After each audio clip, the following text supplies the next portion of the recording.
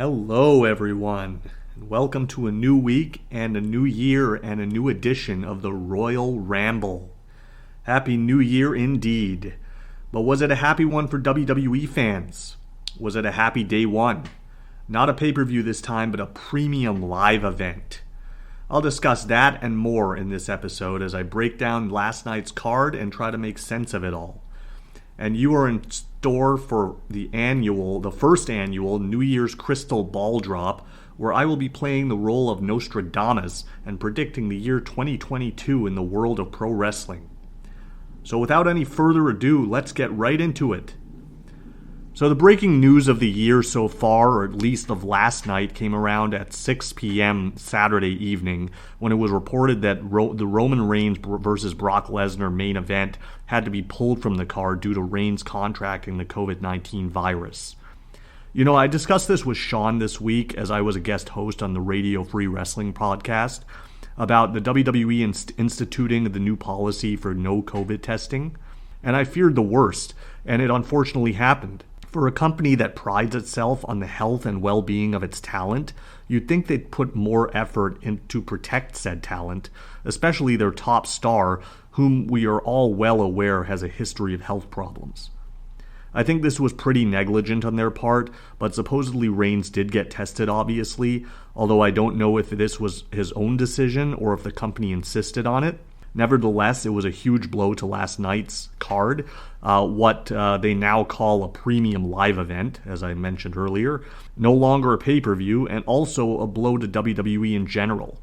But of course, Roman's health is the priority right now, and I wish him all the best for a speedy recovery. This news not only impacted the Reigns and Brock match, but the event in general, as Brock Lesnar was added to the WWE title match, making it a fatal five-way.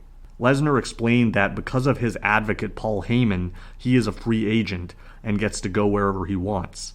And I was at least impressed that there was an explanation for this turn of events. The kickoff show wasn't much to speak of. It ended with a tag team bout featuring Sheamus and Ridge Holland against Ricochet and Cesaro. And you know what? I'm begging this company to not call people up from NXT unless they have an actual plan for them. There is clearly no long-term plan for Holland, same as there is no long-term plan for Xia Li. And it gets so frustrating because they just become extra faces on the roster that don't mean or add to anything. There was a scary spot in the match where Cesaro attempted to flip Ricochet into a 450 splash onto Holland, but Ricochet landed with his knees across Holland's face, effectively removing Holland from the match, as he had to be tended to by officials, essentially making this a handicap match against Sheamus. And even under those circumstances, Cesaro still couldn't buy a win. Remember when this guy won the Andre the Giant Battle Royal? Yeah, it seems like ages ago. Sheamus hit the white noise to Ricochet on the floor and then put Cesaro away with a brogue kick in the ring. I actually tuned in a little late to the show, missing the kickoff in its entirety, but did catch the recaps throughout the night. When I tuned into the main show, the first thing I noticed is that the set looks identical to Raw, from the red lighting to the graphics to the production, everything. Did the set designers go on strike or something? I remember a time when part of the enjoyment of tuning into these shows was that they felt different because they looked different. I remember that Armageddon's 2000 set actually looked like a car wreck or junkyard or something. Some might think it's a small thing, but I think it adds a lot, and I hope they place more emphasis on this kind of thing moving forward. The show starts with the SmackDown Tag Team titles on the line. It's the New Day versus the Usos, which the announcers mentioned on the kickoff that this match would be starting the show, and I thought, they couldn't just leave us in suspense here? Like the set design, another thing I always look forward to on these events was not knowing what's going to happen. I want to go in fresh, and being told what match is starting the show, in my opinion, is already getting it off on the wrong foot. Now, as for the match, I don't recall ever seeing a bad match between these two teams, and this was certainly no exception. I just didn't think it lived up to the standards set by their previous matches. The announcers made mention that Xavier was returning to his hometown of Atlanta, which is usually the kiss of death, but the useless factoid of the week is that Xavier's TNA debut was also in his hometown, and also in a tag team championship match, teaming with none other than R-Truth, and one of his opponents was none other than AJ Styles. My, how times have changed. Speaking of TNA, or Impact as it's called now, Xavier hit a cradle shock pile driver in the match right out of Chris Sabin's playbook, which earned him a near fall. The Usos end up scoring the win and keeping the belts by hitting a 3D out of all moves out of nowhere on Kofi. Remember when Kofi was WWE champion? This result was, I guess, kinda surprising, especially with Roman not being there, but I wonder if the Usos using the 3D was a sign of a potential future feud with the Dudleys. Who knows? Last I heard, Devon was a WWE producer, so perhaps that was his call, and I believe his sons are training at the Performance Center, so maybe we'll get the younger Dudley boys in the match with the Usos instead of the old school. Big E delivers quite a promo backstage regarding the addition of Brock Lesnar to his WWE title match, basically saying it's just one more hurdle to jump. This guy has really come into his own on the microphone and has shown that he can be serious when the moment calls for it. I really hope he ends up being a longer-term investment for this company and not just a transitional champion. Kayla interviews Migos next, who I guess were supposed to be the guest host for the show, though they didn't really do much. This segment wasn't really anything special either. Up next is a match that I had hoped would have been scrapped. In fact, the two matches that were scrapped were the two matches I was most looking forward to, and I still can't think of an explanation as to why they decided to go without the IC title defense between defending champion Shinsuke Nakamura and Sami Zayn. You'd think they'd have more time given the Roman vs. Brock match wouldn't be happening. But instead, they not only decided to cancel that match, but they add more time to the more meaningless matches on the card, such as this next one. It was Madcap Moss versus Drew McIntyre, and the whole time I was thinking while looking at Drew, this is the guy that beat Brock Lesnar for the WWE title? It's so sad to see what he's been reduced to. Before Drew comes out, Moss makes a bunch of bad dad jokes, and Corbin says Moss is the funniest person he's ever met. I would say this guy has a pretty sad life. Anyway, at this point in the show, I decided to take my first of many bathroom breaks, as I was hoping that it would be over once I returned. But as I explained earlier, for some reason, they felt this one deserved extra time. Personally, I think it should have been one Claymore from McIntyre and over just like that. There's no reason that this should have been any kind of competitive match when we all knew what the end result would be. McIntyre does go for the Claymore at the end, but Moss dodges it, only for McIntyre to catch him with a second one on the rebound for the win. This match could have been had on any SmackDown. Why it needed to be saved for a premium live event is beyond me. And unfortunately, as I'll explain later, it doesn't look like this one is ending here. Sarah Schreiber catches up with Kevin Owens for an interview. Owens does such a great job of playing the paranoid heel. He calls Brock Lesnar a bully and brings up how Brock bullied his best friend Sami Zayn a couple weeks ago. Weren't Owens and Zayn feuding just last year? Now they're friends again all of a sudden? The Street Profits challenging RK Bro for the Raw Tag Team titles is up next. For some reason, Migos is out with RK Bro, which seemed kind of like an odd combination to me. There's a funny spot in the match where Montez chops Orton in the corner and then starts mocking the pain he thinks Orton is in, and Orton responds with a casual eye poke. You know, Montez Ford is packed with charisma, and this guy could be a huge star one day, assuming he ever leaves WWE. The Profits seem to be working as heels in this match, as I noticed some instances where their facial expressions and attitudes had changed. Just subtle differences here and there, but definitely things to pick up on. The match doesn't really get going until Orton gets the hot tag and starts cleaning house. Montez hits a nice-looking tope suicida on both opponents, and he actually clears the ring post to execute the move. That looked great. The finish comes when Tez misses the frog splash on Orton but is able to roll through. However, this allows enough time for Riddle to sneak in and press Montez up into an RKO, and the champs retain. I was fully expecting a Street Profits turn at the end of the match, but instead they show respect to both the champions and Migos with handshakes, which kind of felt a little awkward for some reason. Mackenzie Mitchell interviews Drew McIntyre backstage. Before Drew can get many words out, he's attacked by Corbin and Moss, who really do a number on him with a steel chair. So I guess the feud that nobody asked for is continuing. Great. I have heard, though, that Drew is legitimately working through an injury that may require surgery, which spells bad news for SmackDown if they end up losing both Roman and Drew and potentially Brock in the same week. Kayla Braxton interviews Brock Lesnar, who delivers probably his best promo of his career, explaining why he's been added to the WWE title match later in the show. Edge versus The Miz is next, and Edge comes out through the Brood entrance, which looked pretty cool. I'm not so sure it's a good idea to do all these throwbacks, as it just emphasizes how good wrestling once was and how the modern era doesn't even come close to comparison.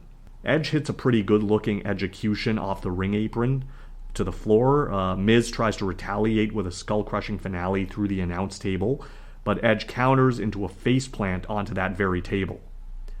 Wasn't Rhea Ripley once disqualified for using the announce table in a match? I guess they don't even acknowledge their own history. There is a funny spot where Miz tries to use the ropes for a pin, and the crowd starts chanting, "You can't do that," which I don't believe I've ever heard before. That was pretty unique. Edge then applies a crossface, prompting Maurice to get involved by placing Miz's foot on the bottom rope for the break. Edge misses a spear in the corner, and as Miz distracts the ref, Maurice whacks Edge with her purse, allowing Miz to hit the skull-crushing finale for a close near-fall. Maurice then gets up on the apron, and the camera pans to show a possessed-looking Beth Phoenix standing near the entranceway. For those of you who may be unaware, Beth Phoenix is actually the real-life wife of Edge. And about 30 seconds later, her music hits, as Beth races to the ring, which kind of looked awkward. I don't know if the sound guy screwed that up or what, but I hate when music needs to be played for a run-in. Beth chases Maurice away, and the momentary distraction allows Edge to hit the spear on Miz for the win. I don't think there is any fan in the world that doesn't see where this feud is going. Bobby Lashley is interviewed by Kevin Patrick, and you know what? I think MVP is quickly developing the same chemistry with Patrick as Heyman has been having with Kayla Braxton. Good on these guys for trying to get these interviewers over. MVP basically says everyone in the match is scared of Brock Lesnar, but Bobby Lashley is excited about Lesnar being in the match because it's just one more guy he's going to destroy. Becky Lynch versus Liv Morgan is up next for the Raw Women's title. This was the match that I was least looking forward to because of the backwards booking. Becky does not work as a heel, and Liv is in a tough spot because no one is ever going to cheer her over Becky. However, I thought both women worked really hard in this match, and it was one of my picks for match of the night. I thought Liv showed some fire in the early stages of the contest, ruthless aggression if you will. The only thing I didn't care for were all the obvious piped-in crowd chants and cheers for Liv, which didn't match the visuals of the crowd sitting on their hands. Becky applied to disarm her, but Liv is able to reach the ropes. Liv then wedges Becky's hand into the ring steps and starts stomping on it to get revenge for Becky doing the same thing to her a couple of weeks ago, which was a nice spot. Back in the ring, Liv applies the Rings of Saturn, and Becky does a tremendous job of selling here. I actually bit right into this finish, but Becky is able to escape and score the win with a manhandle slam, which is basically a rock bottom. It looked like Becky was trying to use the ropes again, but they were a little farther than her reach, so I wonder where this one will go from here. To me, it should be over, but if the original finish was Becky beating her using the ropes, that would suggest that the feud should continue, so we'll see how it plays out. Kevin Patrick interviews the final participant in the Fatal 5-Way, Seth Rollins, backstage. Not much to speak of here. Rollins basically says Lesnar's addition to the match doesn't matter as he's going to come out on top anyway. And then in a weird set of circumstances, Johnny Knoxville from Jackass number 4 appears via video and announces that he'll be a participant in this year's Men's Royal Rumble match. Given his gimmick, I'm expecting him to get destroyed by someone in this match. Perhaps this is where Omos gets to shine. Who knows? Main event is up next, and it's now a Fatal 5-Way match for the WWE title featuring the defending champion Big E against Kevin Owens, Seth Rollins, Bobby Lashley, and Brock Lesnar. As if it weren't already obvious that Brock was winning from the announcement alone of him being added, they also had him enter last after the WWE champion. They couldn't at least give Big E that. I mean, we all know he's the number 2 champion, but at least try to get behind this guy. KO and Seth work together for the majority of the match, immediately targeting Brock as Lashley rips Big E apart on the floor. Lashley quickly turns things around Lesnar, quickly turns things around with a few German suplexes until Big E stops his momentum and clotheslines Brock out to the floor, where he's met with a spear by Lashley through the security wall, which was kind of weird that there wasn't a stare down between these guys before they got physical to at least get a decent crowd reaction to a potential one-on-one matchup. KO and Seth start taking out Lashley and Brock with the steel steps, continuing to work together, and then Big E hits a rock bottom to Lashley through the announce table. Back in the ring, Rollins attempts to stomp on Lesnar, who catches him with an F5. Before Lesnar can make the pin, however, Lashley catches him with a spear out of nowhere, and then applies the Hurt Lock. Big E breaks that up and drops Lashley with a big ending. He attempts to move on Brock as well, but Brock slips out the back and delivers an F5 to claim the title out of nowhere. A little surprising here that Big E had to take the pin, but I did like the fact that Lesnar never got any offense in on Lashley, and the two of them had a bit of a stare down after the match as Lashley looked on him from the entranceway. Perhaps that alone sets up a future program. I was also a little surprised that there was no involvement or at least interaction with Gable Steveson, who was at ringside and barely mentioned. Overall, I found this show pretty unimpressive, so hopefully the Rumble makes up for it. The results were basically as I expected, nothing out of the ordinary. But that is now behind us, and you can't dwell on the past for too long, as it's now time to focus on the future and talk about what I think we'll be seeing in 2022. It is time for the first annual New Year's Crystal Ball Drop. I'm going to try and go through these predictions promotion by promotion, so what better way to start than with the biggest promotion of all, the WWE. It's been a couple of rough years for the company, and hopefully 2022 will be much better.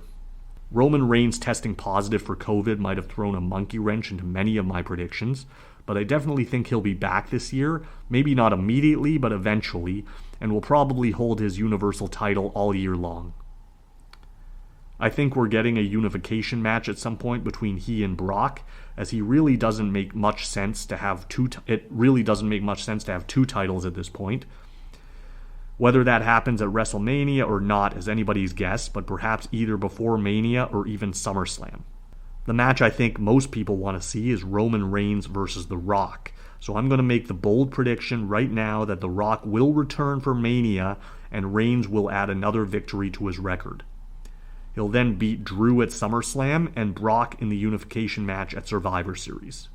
Speaking of Brock, given that he just won the WWE title, I can't see him losing just yet. I think the match teased as of last night was Lesnar versus Lashley, which I suspect is the direction they'll be heading in for Mania, assuming of course that The Rock is available. I expect Brock to beat Lashley and hold the WWE title the entire year until the unification match with Roman at Survivor Series. In fact, I think the person that should dethrone Roman should be the future of the business, which I anticipate being either Braun Breaker or Gable Steveson, potentially at WrestleMania 39. I think it's safe to say that this experiment with Becky Lynch as a heel has been a miserable failure. It's been almost 6 months, and I still don't think she's getting the desired reaction that she should be. That said, I think they will end up turning both Becky and Brock back this year. Becky will be a face, Brock will be a heel, and most will be right in WWE again. I suspect that Becky will drop the Raw Women's title to Rhea Ripley at WrestleMania, and perhaps they may do a double turn with those two. Rhea will probably hold the belt the rest of the year, finally getting her win back against Charlotte as they unified the women's singles titles as well at Survivor Series.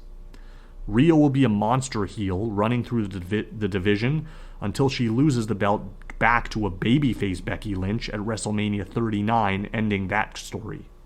They've been teasing a lot of breakups of WWE teams lately. Well, pretty much every team is either an odd combination like Io Shirai and Zoe Starks, or never got along to begin with, like Shayna Baszler and Nia Jax. I guess that team is now irrelevant, but you get the idea. One team that I think everyone expects to break up is RK Bro. In my opinion, I definitely think they should go their separate ways, but I don't think there should be a breakup angle where one guy turns on the other. I think it will eventually happen, but I think for now, they should just drift apart like rock and sock. This is one of the hottest acts in the company, and to simply do a breakup for the sake of it is kind of illogical. I suspect that they'll end up losing the tag belts at Mania to the team of Kevin Owens and Seth Rollins, and then choose to go their separate ways, where Orton will say they need time apart so he can focus on going after the world title, but it ends up having the reverse effect, where Riddle ascends up the card, while Orton goes into a downward spiral. After several failed attempts to win the title from Brock, Orton teases retirement, but then Riddle ends up winning the Money in the Bank briefcase this year, planting the seeds of jealousy in Orton's head. They also started to tease dissension in the Mysterio family last year, but seem to have dropped that angle lately. I expect that they will revisit that at some point this year, though. I had seen a fan pic of Dominic wearing a hoodie with veins growing out of the side of his face, a la Anakin Skywalker, and I was thinking, with Obi-Wan coming out this year, it might be a good time to do a dark side character with Dominic. Maybe bringing Conan as his mouthpiece to be a negative influence, as I believe Conan is his real-life godfather. Another team that I thought would be broken up in 2022 would be the New Day. I expected Kofi to turn out of jealousy and challenge Big E for the WWE title at Mania, but of course Big E losing the title last night throws that idea out the window. So I'm going to say the team reunites and Big E and Kofi end up defeating the Usos for the tag belts in Mania. And then Xavier is the one who leaves the group, thinking that he's too good for them now, that he's the king. He's the one who turns heel and aligns himself with a new team to take out the New Day. Who that team will be is anyone's guess, but I think it would be an NXT call-up. Perhaps a heel MSK? I've said time and time again that when it comes to the women, this company is solidly behind Charlotte Flair and Becky Lynch, and everyone else is simply a placeholder or transitional champion. That said, I think 2022 is the year that Charlotte breaks her dad's record and becomes a 17-time champion if she hasn't done that already. I've lost count. I think 2022 will also be the year of returns in the WWE. And I wouldn't be surprised if Bray Wyatt, Nia Jax, and Braun Strowman are all back in the company by the end of the year, possibly even by the Royal Rumble, with new contracts, of course. In perhaps the boldest prediction I'm going to make, I think it may be time for Vince McMahon to not only step away from television as an on-screen character, but also step down as chairman of the board, and I can see Shane and Stephanie submitting a bid to purchase the company from their father. I mentioned an earlier possibility with Braun Breaker, but I think Grayson Waller is another NXT talent that should be called up any day now, and definitely by the end of 2022. I expect both of those guys to receive massive pushes on the main roster, and I wouldn't be surprised if Breaker undergoes yet another name change. Hopefully something a little more fitting this time. Despite the tease of former Woman of Honor Roxy working with Impact's Deonna Purrazzo, I had seen photos of her training at the WWE Performance Center. I'm not so sure what this means because I don't think anyone who trains there is actually under contract, but she would be a nice get for any company, and I can see her becoming the face of the NXT women's division in 2022, which means I would be very worried if I were Cora Jade, because comparisons have been made between her and Roxy. And the minute Vince realizes that he has a younger talent with stronger ring skills at his fingertips, who is also attractive, Cora could unfortunately be next on the chopping block. I'm torn because I like both, although Cora Jade is still very reckless in the ring, and her promos aren't the greatest. Roxy isn't great on the mic either, but I think there is more to work with there. And she's better in the ring, as I said. I made a comment a couple weeks ago that AJ Styles could be the next jump ship to AEW in 2022. I'm not aware of his contract status, but if it's set to expire, I can see that happening. Not that he would want to leave WWE due to creative differences, because let's face it, of all the indie talent they've signed in the last 5 years, he's had the best run, hands down. So there isn't really any motivation for him to want to leave, other than the fact that maybe he'd just want to be able to say that he's worked everywhere, and there will be plenty of fresh matchups to be had on the other side of the pond. With that, I'm going to transition and talk a little about AEW. The future of Ring of Honor has come into question lately. They say they'll be back in 2022, but who knows at this point? Given the working relationship that AEW has had with other promotions, I don't think it's too far-fetched to predict that Tony Khan will be looking to purchase ROH in 2022, probably outbidding Vince McMahon, who I can also see going after them. Perhaps the hottest talent in AEW is MJF, and I think it's safe to say that he will be world champion by the end of 2022. It's just a matter of when, and I think All Out might be it. By then, Hangman should have had an impressive run, and it'll be a time for a change. They've also been teasing a potential feud between MJF and Wardlow, and I think this will continue this year, where Wardlow ends up winning the Eliminator tournament the same night that MJF wins the world title. Wardlow loses in his first attempt, suffering his first loss in a long time to MJF at Winter is Coming, but bounces back, turning face, and wins the belt from Mr. Friedman at All Out 2023. Jon Moxley will also return after his stint in rehab, hopefully fully recovered, and will feud with Bryan Danielson. I expect CM Punk to return heel at some point in Q1 and feud with Hangman over Hangman's alleged drinking problems. And with Punk being straight edge, this makes perfect sense. I'd also expect the Dark Order to turn heel on Hangman and align themselves with Punk as their new cult leader, maybe changing their name to Cult of Personality.